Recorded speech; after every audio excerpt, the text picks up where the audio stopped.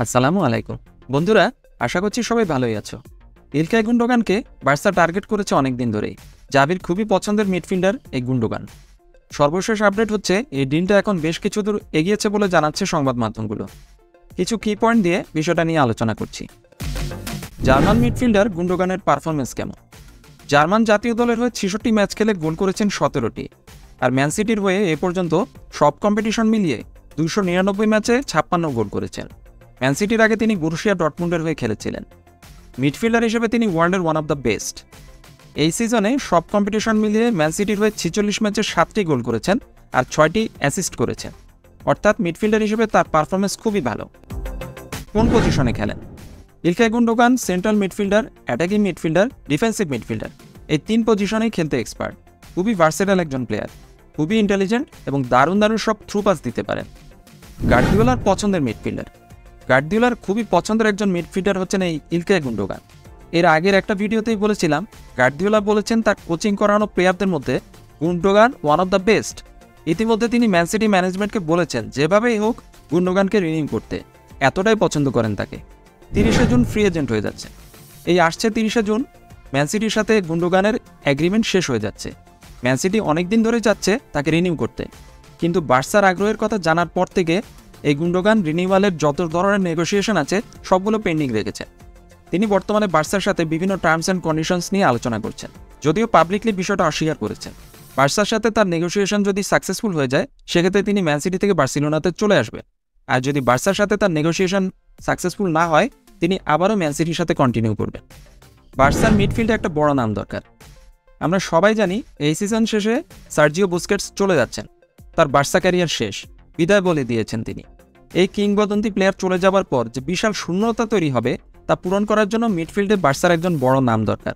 বুস্কেটসের perfect replacement হতে পারেন এই গুন্ডোগান। এছাড়া কিছুদিন আগে আমরা দেখেছি পেদ্রি, ফ্র্যাঙ্কি ডিয়ং তারা যখন ইনজুর্ড ছিল বার্সা অনেক সাফার করেছে। রিয়াল মাদ্রিদের সাথে এক খালি গোল খেয়েছে ক্যাম্প নুতে। সেই ধরনের সংকট কাটানোর জন্য এই গুন্ডোগান হেল্প করতে পারবে। আর যেহেতু কেসিএকে সেল করে দিচ্ছে বার্সা, তাই গুন্ডোগানই হতে যাচ্ছে বার্সার মিডফিল্ডের নেক্সট লিডার। আর বিশ্ব ফুটবলে চ্যাম্পিয়ন্স লিগে ভালো করার জন্য গুন্ডোগানের মতো প্লেয়ারের কোনো বিকল্প নেই। গুন্ডোগানের পজিটিভ সাইড, নেগেটিভ সাইড। আমার কাছে গুন্ডোগানের 2টা নেগেটিভ সাইড আছে। একটা হচ্ছে তার বয়স একটা ফ্যাক্টর। 32 ইয়ার্স বয়স হয়ে গিয়েছে, বড়জোর আর 2 বা 3 সিজন তার সার্ভিস পাওয়া সম্ভব হতে পারে। সেকেন্ড নেগেটিভ সাইড হচ্ছে লা লিগাতে কখনোই গুন্ডোগান খেলেননি। ইংলিশ লিগ আর লা লিগার মধ্যে অনেক তফাৎ। ইংলিশ লিগ অনেক ওপেন আর লা লিগা অনেক কম্প্যাক্ট আর কমপ্লেক্স। এখানে তিনি কতটা ভালো করবেন সেটা সময় বলে দেবে।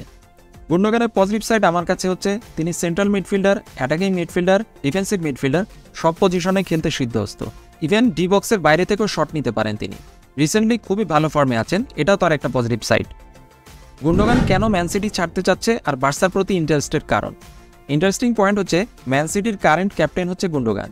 ম্যান সিটি তাকে ইয়ার বাই ইয়ার একটা কন্ট্রাক্ট অফার করেছে, যেটা ক্যাপ্টেন হিসেবে তার জন্য ছিল অসম্মানজনক। অন্যদিকে বার্সা তাকে একটা লং টার্ম অর্থাৎ 3 বছরের জন্য একটা কন্ট্রাক্ট অফার করছে। আর স্বাভাবিকভাবে 5 বারের ইউসিএল জেতা বার্সার অফার একবারও ইউসিএল না জেতা ম্যান সিটির অফারের চেয়ে তার কাছে বেশি ভ্যালুয়েবল লেগেছে।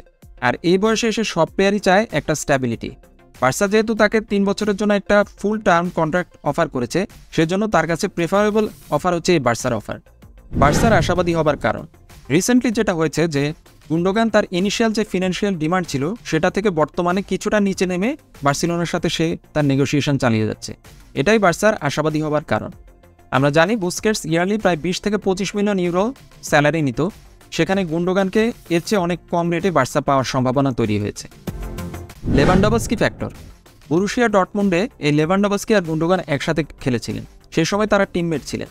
দুজনের মধ্যে বন্ধুত্বপূর্ণ সম্পর্ক এখনও আছে এবং লেভানডোভস্কি ইতিমধ্যে গুন্ডোগানকে বার্সা সম্পর্কে অনেক পজিটিভ কথা বলেছেন, তাকে এখানে নিয়ে আসার জন্য ইনফ্লুয়েন্স করছেন। কাজে লেভানডোভস্কি একটা ফ্যাক্টর। তবু অপেক্ষায় থাকতে হবে।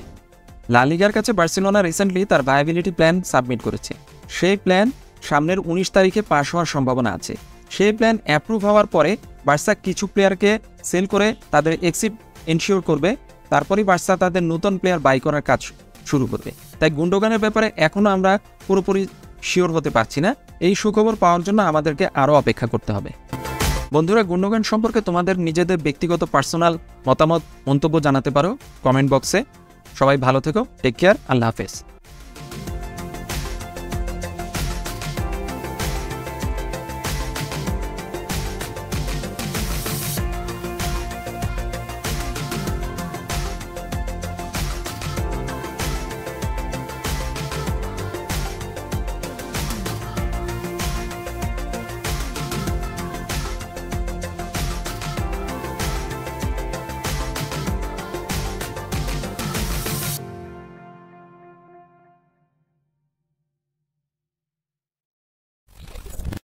Here's Messi.